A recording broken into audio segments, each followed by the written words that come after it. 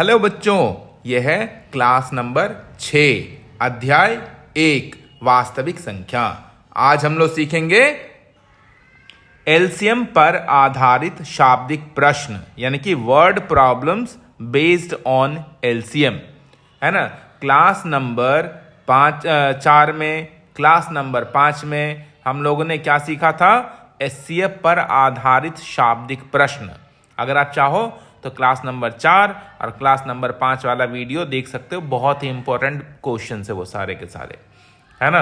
और वो सारा का सारा बोर्ड लेवल का क्वेश्चन है। उसी टाइप का क्वेश्चन मैं आज भी एक्सप्लेन करूंगा आप लोगों को। तो देखो, इसके क्वेश्चन को समझने से पहले हमें कुछ कनेक्शंस है वो समझना पड़ेगा कि जो नंबर है वो नंबर और उसके एचसीएफ के बीच में क्या कनेक्शन होता है, वो नंबर और उसके एलसीएम के बीच में क्या कनेक्शन होता है, फिर उसके एलसीएम और एचसीएफ के बीच में क्या कनेक्शन होता है। अगर ये सारा कॉन्सेप्ट आप जान लोगे ना, तो चाहे एचसीएफ का क्वेश्चन है, एलसीएम का क्वेश्चन है, बहुत ही आसानी से चुटकियों में सॉल्व कर सकते हो। ठीक है, तो पहले मैं क्या करता हूं, एक उदाहरण के द्वारा आप लोगों को कनेक्शन समझाने जा रहा हूं। ठीक है, और क्लास को बहुत अच्छे से, है ना, सुनोगे आप। बहुत अच्छे, जो मैं एक्सप्लेन कर रहा हूं उसको बहुत अच्छे से समझना। ठीक है, तो हमने क्या किया, उदाहरण के लिए मैं 3 नंबर लेता हूं, 12, 10 और 18। इसका मैं एलसीएम भी निकाल लेता हूं, इसका मैं एचसीएफ भी निकाल लेता हूं। ठीक है, तो उसके लिए करना क्या, हमें पहले इस तीनों संख्याओं का अभाज्य गुणनखंड करना है, जो मैं यहां पे कर लेता हूं। ये रहा, तीनों संख्याओं का अभाज्य गुणनखंड हो गया। अब क्या करना है, जो भी संख्या हमने लिया है उन संख्याओं के अभाज्य गुणनखंड के रूप में यहां पे लिख लेना है। तो तीनों संख्याओं को उसके अभाज्य गुणनखंड के घातीय रूप में लिख लिया। अब क्या करना है, एचसीएफ। तो एचसीएफ आपको पता है कैसे कैलकुलेट करते हैं। तीनों संख्या में जो सामान्य संख्या है उसमें छोटी घात वाली संख्या को लिखना है ना। तो एचसीएफ कैलकुलेट करने से कितना आ गया, 2। ये 2 रहा आपका एचसीएफ। तीनों में जो मिल रहा है छोटी घात वाली संख्या को लिख लिया हमने, तो एचसीएफ कितना, 2 आ गया। अब क्या करना है, एलसीएम कैलकुलेट करना है। तो एलसीएम कैसे कैलकुलेट करते हैं हम लोग, तीनों में या जो भी संख्या है सामान्य संख्या के बड़ी घात वाली संख्या को लिखना है, और जो बची हुई संख्याएं हैं उसको भी लिखना है, फिर इसको गुणा कर देना है। तो देखो यहाँ पे जैसे 2 मिल रहा है तो बड़ी घात वाली संख्या मिल रहा, 3 यहाँ पे मिल रहा है तो बड़ी घात वाली संख्या लिख लिया। अब बच क्या गया, 5, तो 5 को भी यहाँ पे लिख दिया। अब सबको क्या करना है, इसे मतलब विस्तारित रूप करके और गुणा कर लेना। तो ये आ गया यहाँ पे एलसीएम।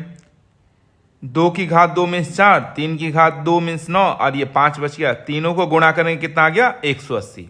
तो हमारे पास एचसीएफ कितना, 2 आ गया, एलसीएम कितना, 180 आ गया। अब ढूंढते हैं कनेक्शन।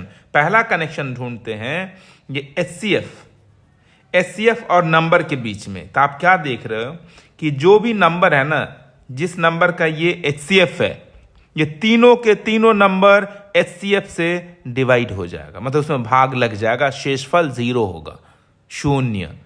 ठीक है, तो ये कनेक्शन है कि हमेशा जिस नंबर का आप एचसीएफ निकालोगे वो नंबर अपने एचसीएफ से विभाजित हो जाएगा, मतलब सब ये विभाजित होगा। एक चीज और नोटिस करो आप, एचसीएफ हमेशा दिए गए नंबर से सबसे छोटी होती है। ये देख लो आप, इस तीनों से ये छोटी है ना। अब चलो, एक तो ये कनेक्शन हो गया कि एचसीएफ उस नंबर को विभाजित कर देगा। अब हम लोग नंबर और एलसीएम के बीच में कनेक्शन देखते हैं। तो देखिए, हम जब भी आप एलसीएम कैलकुलेट करोगे तो एलसीएम हमेशा तीनों जो भी जितने नंबर का आप कैलकुलेट करो सभी नंबर से बड़ी संख्या आएगी।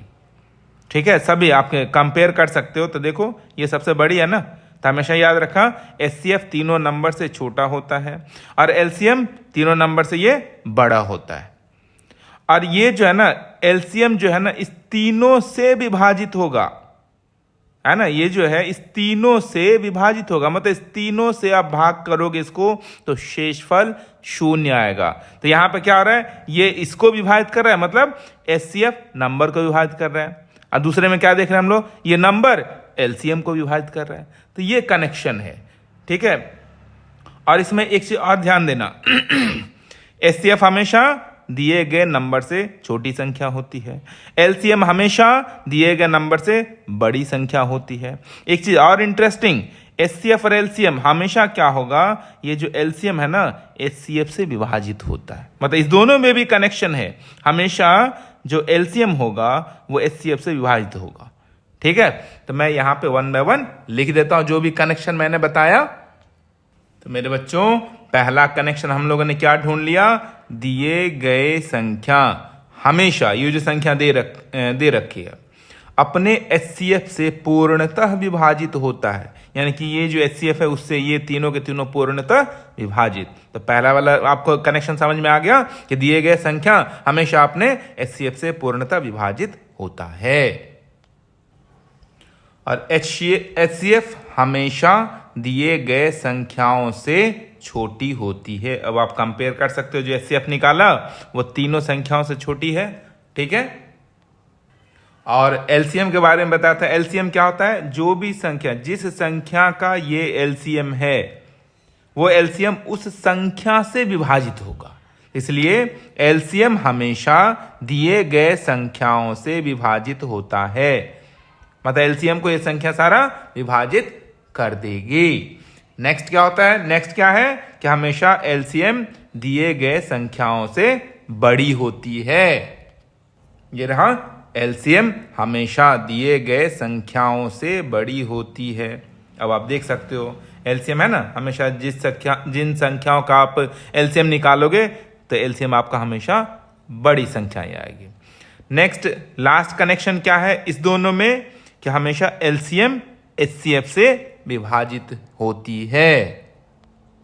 फिर लास्ट कनेक्शन देख लो मेरे बच्चों कि एलसीएम हमेशा एचसीएफ से विभाजित होती है। आप खुद देख सकते हो कि 180 ये जो एलसीएम है 2 से विभाजित है कि नहीं, तो यानी कि एलसीएम अपने एचसीएफ से विभाजित हो रही है। तो आपको ये पांचों के पांचों जो भी पॉइंट्स है बहुत अच्छे से ध्यान में रखना है।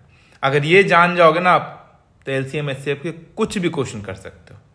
ठीक है, तो चलिए अब हम लोग चलते हैं एक क्वेश्चन के तरफ। अब इसी कॉन्सेप्ट को यूज करके मैं उसको सॉल्व करूंगा, देखना आपको कितने अच्छे से समझ में आएगा। ठीक है मेरे बच्चों, एक चीज और क्या करना है, ये जो 5 रूल्स हमने बताया ना उसको क्या कर, आपको तो समझ में आ ही गया है ना। अब उसको बहुत अच्छे से क्या कर दिमाग में बिठा लो। आपका मतलब वो है कि मतलब ड्यूटी है कि आप कैसे बिठाओगे इसको अपने दिमाग में, क्योंकि ये चीजें नहीं आएगा तो आप वर्ड प्रॉब्लम बिल्कुल नहीं कर पाओगे आप। ठीक है, ये रहा मेरे बच्चों पहला क्वेश्चन, वह लघुत्तम संख्या ज्ञात कीजिए जिसमें 35, 56 और 91 से भाग देने पर शेषफल 0 बचता है। कहने का क्या मतलब है कि देखिए फिर से कि इन तीनों संख्या से एक दूसरे संख्या में भाग करेंगे हम लोग, है ना, इस तीनों संख्या से। तब आप खुद समझ सकते हो, समझ रहे कैसा क्वेश्चन नहीं है कि इस तीनों संख्या से एक संख्या में भाग करना है और शेषफल 0 आएगा। तो वो संख्या इस तीनों से बड़ी होगी या छोटी, और मतलब जाहिर सी बात है वो क्या होगा, इस तीनों संख्या से बड़ी संख्या होगी। तो मैंने आपको अभी बताया था कि इस तीनों से बड़ी संख्या कौन सी संख्या होगी, इसका एलसीएम। तो हमें क्या निकालना है, यहाँ पे एलसीएम निकालना है ना। एक बार मैं इस क्वेश्चन को फिर से बता देता हूं। क्या लिखा हुआ क्वेश्चन है मेरे बच्चों कि वह संख्या पता लगाओ ना जो इस तीनों से विभाजित होगा। इस तीनों से क्या है कि जिसमें इन तीनों संख्या से भाग लग जाए तो वो संख्या क्या होता है, हमेशा एलसीएम होता है। ठीक है, जो हमने 5 कॉन्सेप्ट आपको बताया अभी पहले वाले पेज में, उस पेज में जाकर देख सकते हो। ठीक है, तो जब भी आपको एक ऐसी संख्या पता लगाना है जिससे इन तीनों से भाग करने पर शेषफल 0 आएगा, इसका मतलब है कि वो जो संख्या है ना इस तीनों से विभाजित होगा, तब शेषफल 0 आएगा। तो क्या निकाला हमें, एलसीएम। तो एलसीएम के लिए क्या करेंगे, सबसे पहले हम लोग इसका अभाज्य गुणनखंड कर लेंगे। ये रहा तीनों संख्याओं का, यहां पे मैंने अभाज्य गुणनखंड कर लिया। अब इस अभाज्य गुणनखंड के रूप में क्या करना है, इसको लिखना है। ठीक है, तो तीनों संख्याओं को घातीय रूप में लिख लिया। अब इसका एलसीएम निकालना है। एलसीएम निकालने के लिए क्या करना है, जो तीनों में सामान्य संख्या होगी उसमें बड़ी घात वाली संख्या लिखना है, प्लस उसमें और भी जो मतलब बाकी के संख्या जो बच जाएगा उसको भी लिखना होता है। तो मैं यहां पे लिख लेता हूं।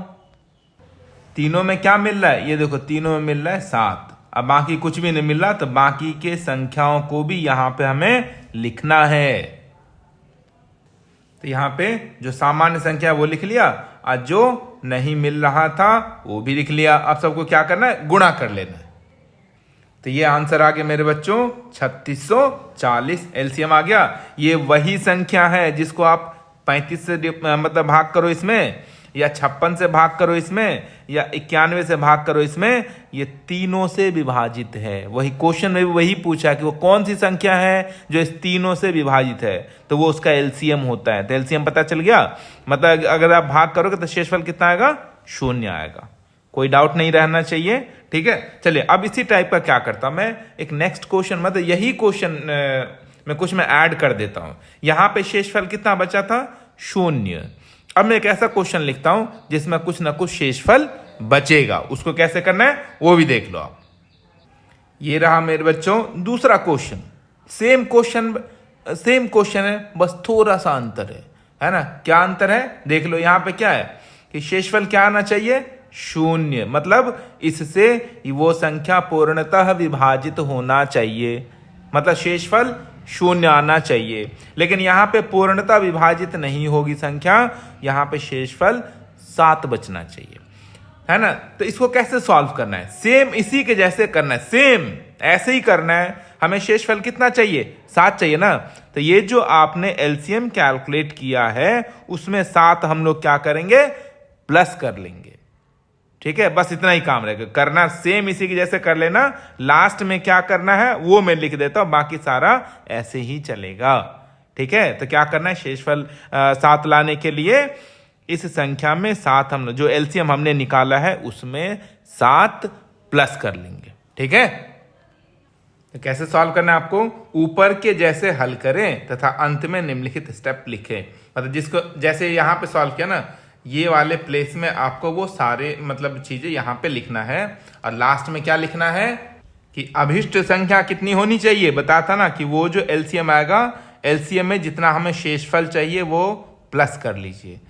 तो यही वो संख्या है जिसको अगर मैं 35 से भाग करूं, या 56 से भाग करूं, या 91 से भाग करूं, तो हर एक स्थिति में शेषफल कितना बचेगा, 7, ठीक है मेरे बच्चों। नेक्स्ट क्वेश्चन ये रहा आप लोगों के लिए, 6 अंकों की बड़ी से बड़ी संख्या ज्ञात कीजिए जो 18, 24 और 36 से पूर्णतः विभाजित है। ये बहुत ही इंपॉर्टेंट क्वेश्चन, बहुत बहुत बहुत इंपॉर्टेंट क्वेश्चन है ये, ठीक है। तो इसने लिखा क्या है कि 6 अंकों की संख्या चाहिए जो इस तीनों से विभाज्य होना चाहिए। तो हमें पता है अगर कोई भी संख्या आपको पता लगाना हो जो इस तीनों से विभाज्य हो, तो वो क्या होता है, हमेशा उसका एलसीएम ही होता है। तो पहले हम लोग क्या करते हैं, एलसीएम निकाल लेते हैं, फिर उसके बाद हम लोग पता लगाएंगे वो कौन सी संख्या है जो 6 अंकों की है और इस तीनों से विभाजित है, ठीक है। तो सबसे पहला काम क्या रहेगा, हम लोग को एलसीएम कैलकुलेट करना। तो एलसीएम या एचसीएफ के लिए क्या करते हैं बच्चों, पहले इसका प्राइम फैक्टराइजेशन कर लिया, मतलब अभाज्य गुणनखंड कर लिया, और जो भी नंबर है उसको अभाज्य गुणनखंड के रूप में मतलब घातीय रूप में लिख लिया। अब एलसीएम निकालना है, तो एलसीएम निकालने के लिए क्या करते हैं आपको पता ही है, सारे मतलब जो भी सामान्य संख्या है उसमें बड़ी घात वाली संख्या लिखनी है, और जो बची हुई संख्याएं हैं उसको भी लिखनी है। तो ये देखो आप 2 की घात, इसमें क्या है सबसे बड़ी वाली ये है ना, तो ये आ गया। ऐसे में 3 की घात बड़ी वाली कितना ये है, या फिर ये है, तो ये आ गया। अब इस दोनों को क्या करेंगे हम लोग, गुणा कर लेते हैं। ये रहा बच्चों एलसीएम। लेकिन ये एलसीएम कितना का है, मतलब कितने अंकों का है, सिर्फ 2 अंकों का है। लेकिन हमें चाहिए कितना, 6 अंकों की बड़ी से बड़ी संख्या चाहिए, और हमें कितना मिला, 2 अंकों का ही मिला है। तो 6 अंकों का कैसे निकालेंगे, तो सबसे पहले क्या करेंगे हम लोग, जो 6 अंकों की बड़ी से बड़ी संख्या क्या होती है वो लिख लेंगे, फिर उसको इससे भाग करेंगे।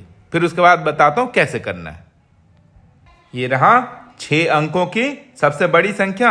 अब क्या करना है मेरे बच्चों, देखो हमें तो 2 अंकों की संख्या मिल चुकी है जो इस तीनों से मतलब विभाजित हो जाएगी, लेकिन हमें चाहिए 6 अंकों की बड़ी से बड़ी संख्या। तो क्या करना है, 6 अंकों की सबसे पहले बड़ी संख्या लिखो। अब ये 72 से इसको भाग करो। तो यहां पे देखिए बता था ना कि ये जो हमारे पास जो एलसीएम आया है उसको 6 अंकों की बड़ी संख्या में भाग करिए। भाग करने के बाद, भाग तो आप लोग जानते हैं, वो बताने की जरूरत नहीं है। भाग करने के बाद ये जो शेषफल आया ना, वो शेषफल यहां से माइनस कर दीजिए, वही वो संख्या है। ठीक है, यहां से माइनस करना है आपको, ये जो भी शेषफल आएगा, क्योंकि शेषफल हमेशा शून्य आएगा तब तो कह सकते हैं ना कि आप ये तीनों से विभाजित हुआ। इसलिए क्या करेंगे, जो शेषफल आया इसको शून्य करने के लिए यहां पे हम लोग क्या करेंगे, जो हमारी 6 अंकों की सबसे बड़ी संख्या है उसमें से ये 63 जो शेषफल आया है वो माइनस करेंगे, हमें वो आंसर मिल गया। ठीक है, तो इसमें से 63 यानी कि शेषफल माइनस करने से हमारे पास ये आंसर आ गया। ठीक है, मीन्स 9,99,936। ठीक है, तो यही आंसर हो गया। ठीक है बच्चों, तो चलो आज के लिए इतना ही, और जो भी होगा मैं नेक्स्ट क्लास में बताऊंगा, क्लास नंबर 7 में। ठीक है, तब तक के लिए चलिए बाय बाय, खुश रहिए।